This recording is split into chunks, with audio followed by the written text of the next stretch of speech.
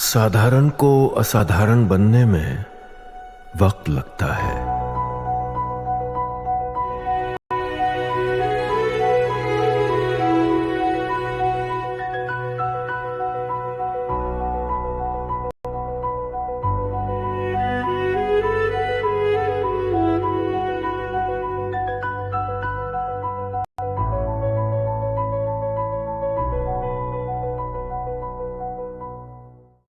कुछ भी हुआ तो मुनीर जिम्मेदार, इमरान ने कहा। मुनीर के आदेश पर कार्रवाई कर रहे हैं जेल के ऑफिसर। एक कर्नल और जेल अधीक्षक टॉर्चर कर रहे हैं, इमरान ने कहा। इमरान खान के साथ जेल में जो चल रहा है उसको लेकर बहुत सारी बातें अब दुनिया को पता है, लेकिन बहुत सारी बातें ऐसी भी हैं जो दुनिया तक पहुंच नहीं पाती। इमरान लेकिन एक बात कह रहे हैं कि मुझे अगर कुछ होता है, जान को खतरा बताया जा रहा है। इमरान खान अभी तक, वो लोग जो इमरान खान के समर्थक हैं, आपने देखा होगा जब ऑपरेशन सिंदूर चल रहा था उनमें से बहुत सारे लोग सड़क पर आ गए थे, क्योंकि उस समय उनको ये माकूल वक्त लगा था कि हम जाएं और इमरान खान के लिए आवाजें बुलंद करें। एक बार फिर से मुझको लगता है वो लोग सड़कों पर आने वाले हैं, जिस तरह की बात कह दी गई। नहीं, बिल्कुल वो लोग सड़क पे आएंगे। ये भी हमने कवर करा था कि इमरान खान के बेटे कासिम और सुलेमान आ रहे हैं पाकिस्तान। अभी उनको रोक रखा है कि तुम्हें जेल में डाल देंगे, लेकिन fact of the matter is कि इमरान खान की जान को खतरा है और ये आसिम मुनीर चाहेगा कि इमरान खान को रास्ते से हटा दें। पता है क्यों दिनेश भाई? क्यों? क्योंकि एक हेल्दी इमरान खान, एक फ्री इमरान खान सबसे पहले आसिम मुनीर की कुर्सी खाएगा, सबसे पहले। क्योंकि अगर इसको खतरा है पूरे पाकिस्तान में किसी से, अगर एक बंदा है जो आसिम मुनीर को कान पकड़ के इसकी कुर्सी से नीचे घसीट सकता है, दैट इज इमरान खान नियाजी। बाकी तो इसके टटपूजिए चेले चपाटे हैं, ये जरदारी फरदारी, ये नवाज शरीफ वगैरह, शहबाज, दे आर नोबडी। एक ही है बंदा जो इसको फेस ऑफ करके इसको नीचे डाउन कर सकता है, दैट इज इमरान खान। इसलिए उसकी जान के पीछे पड़ा है। इसीलिए इमरान खान की जान के ये लोग प्यासे हो गए हैं। और इमरान खान की एक्स वाइफ करने वाली है अब राजनीति में एंट्री। रेहम खान ने पाकिस्तान में बनाई अपनी पार्टी।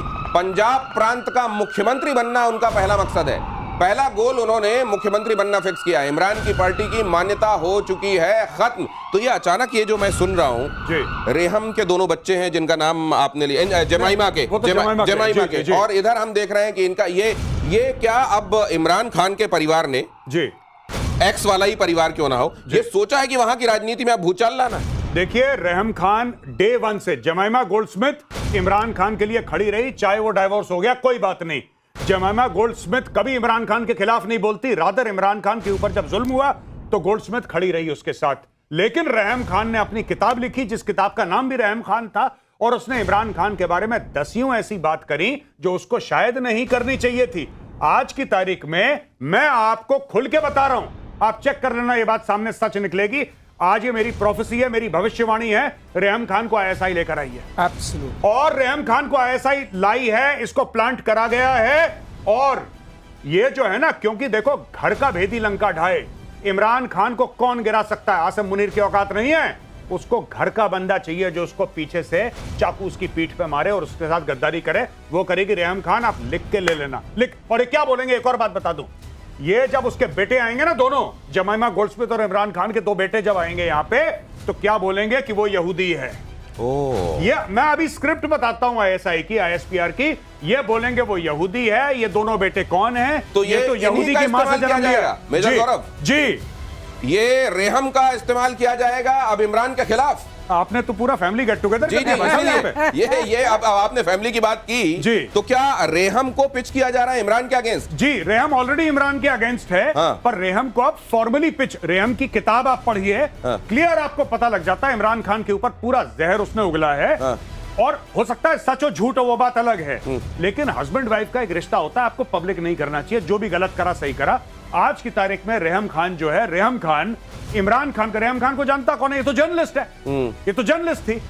ये फायदा उठा रहे। मैं क्यों कह रहा हूं कि रिश्ता वैसा होना चाहिए? उसलिए नहीं कि because she is a woman and is a man. मैं इसलिए कह रहा हूं क्योंकि इसका क्लेम टू फेम यही है कि इमरान खान की वाइफ थी। अब इन्हीं के खिलाफ किताबें लिखकर और उनके खिलाफ प्रोपेगेंडा करके और आईएसआई का टूल बनकर अपनी चर्चा को और आगे तक ले जाना चाहते हैं। बुशरा और जमाइमा का रोल क्या होगा? देखिए, मैं आपको बताता हूं, जमाइमा तो हर समय इमरान के सपोर्ट में रही है, आज नहीं दसियों साल से। तो उधर तो मुर्गे कट जाएंगे अगर ये रेहम चाह रही है ऐसा करना। तो अब देखिए, इनको भी ना, बुशरा बीबी को भी पीटीआई की लीडरशिप के कुछ लोगों ने साइडलाइन कर दिया। वहां पे बहुत बड़ा गेम चल रहा है भाई। ओके, बहुत बड़ा गेम। तो ये गेम जो चल रहा है इस पर करें डिस्कस। अब तक ये खबर देखिए, अमेरिकी राष्ट्रपति ट्रंप को लेकर पाक मीडिया का एक बड़ा दावा पाकिस्तान का मीडिया का दावा देखिए जरा। 18 सितंबर को ट्रंप का पाकिस्तान दौरा होगा।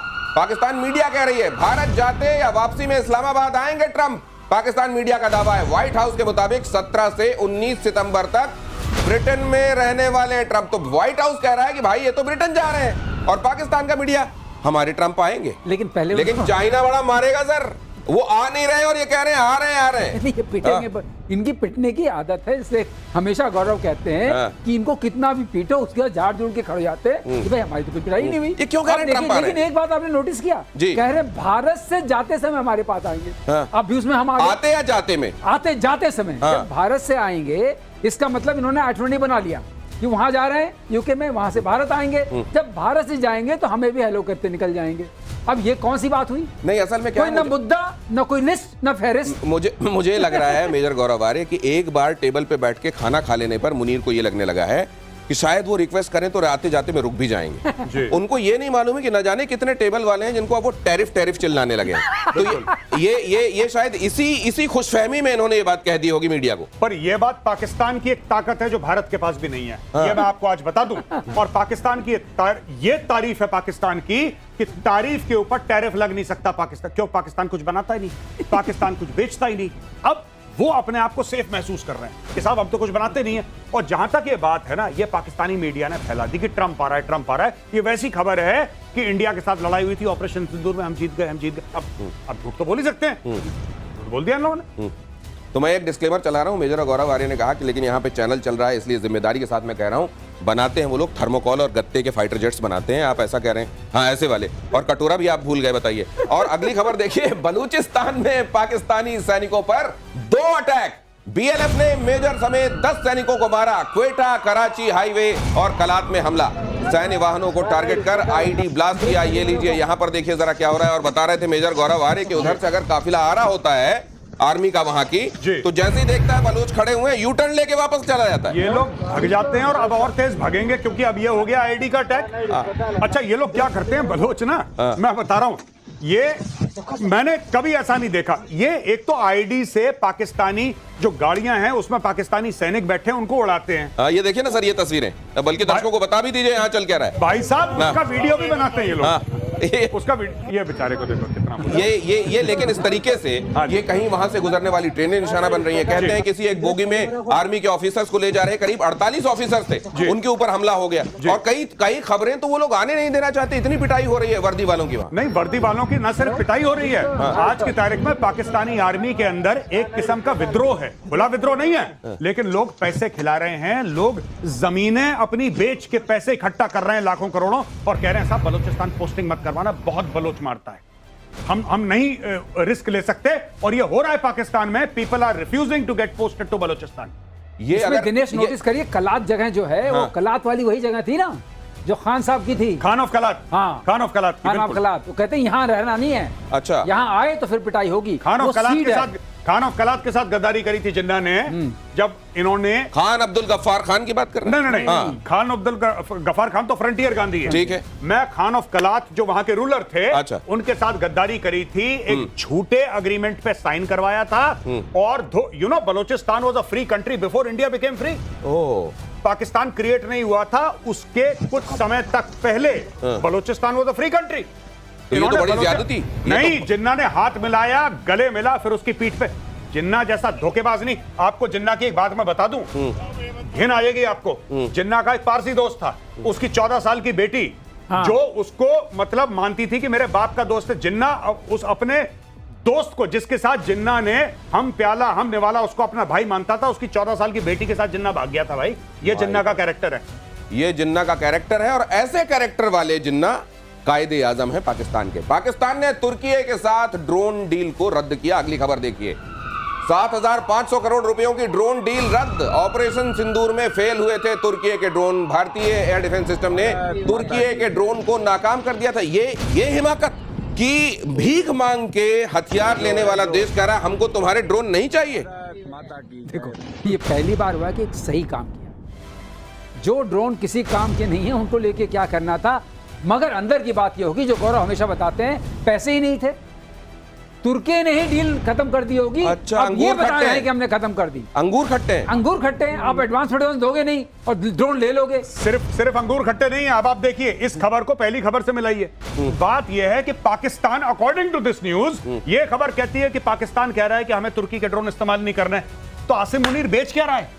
ओ अच्छा, वो भाई कह रहा है कि हम इस्तेमाल नहीं करेंगे, हाँ। लेकिन बेच के अगर तुम मुझे 10% दे दोगे तो चलेगा, फिर मैं कूड़ा भी बेच दूंगा। कोई मतलब बात मैं नहीं खरीदूंगा, लेकिन इस सामान का सेल्समैन बन जाऊंगा। हाँ। यही ये देखिए, ये बड़ी खबर है। और वैसे में जब टर्की ने केवल ड्रोन नहीं दिए थे, अपने पायलट तक दिए थे कि वो जो उनको कंट्रोल करेंगे, चलाएंगे, और उनकी वहां मौत तक हुई थी ऑपरेशन सिंदूर में। और ऐसे में अगर वो कह रहा है कि मैं ड्रोन नहीं लूंगा, तो बेशक ये पोस्चरिंग हो, बेशक जेब में पैसे नहीं हो, इसलिए वो ऐसा कह रहा हो, लेकिन टर्की आज नहीं तो कल इस बात को गांठ की तरह अपने पास रखेगा और इसका बदला जरूर लेगा। भारतीय सेना को मिली 48,000 AK-203 गन। अब ये AK-203 क्या है? AK-47 तो आप सुनते रहे, अभी बताएंगे हमारे एक्सपर्ट। दुनिया की सबसे खतरनाक मेड इन इंडिया राइफल। हर महीने 12,000 राइफल्स बनाने का टारगेट है। हर महीने 12,000 राइफलें, सालाना करीब 1.5 लाख राइफलें बनाई जाएंगी। और ये आपके ही अपने देश में अमेठी में बनाई जा रही है राइफल। बाकी बताएंगे मेजर गौरव आर्य। जी, ये जो AK सीरीज हैं, ये भारत के लिए क्यों अच्छी मानी गई? क्योंकि Indian army has been using this for a very long time. Sir, ये वही है ऑटोमेटिक क्लाशनिकोव जिसको AK कहते हैं, वही है ये सर? ये जी, ये अच्छा। ये वही है, रशियन है। और उसका लेटेस्ट वर्जन है AK-203, जैसे आपने बताया कि अमेठी में बन रही है। ये है 7.62 × 39, ये इसका कैलिबर है। बहुत शानदार वेपन है और मैं इसको देख चुका हूं, पकड़ चुका हूं, और फायरिंग रेंज में हम लोग थे।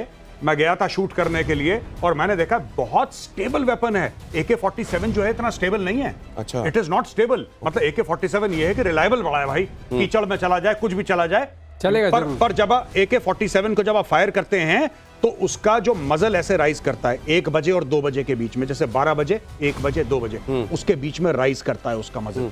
AK-47 का ये ऐसा है, अगर आप ऑटोमेटिक फायर करें तो बिल्कुल सीधा स्टेबल वेपन है ये। अच्छा, ये बहुत स्टेबल वेपन है। बड़ी इंपॉर्टेंट बात आप बता रहे हैं। ये AK-47 को लेकर, ये जो आप उसकी नली को लेकर बता रहे हैं, कि अगर आपने, ये थोड़ा क्लोज कीजिए जरा, ये बताएंगे इसको। अगर आप, जब आप बंदूक चलाते हैं, और बंदूक, और जाहिर है ये काइनेटिक एक्शन है, जब आप बंदूक चलाते हैं तो उसमें फायर तो होता है, लेकिन बंदूक हिलती है।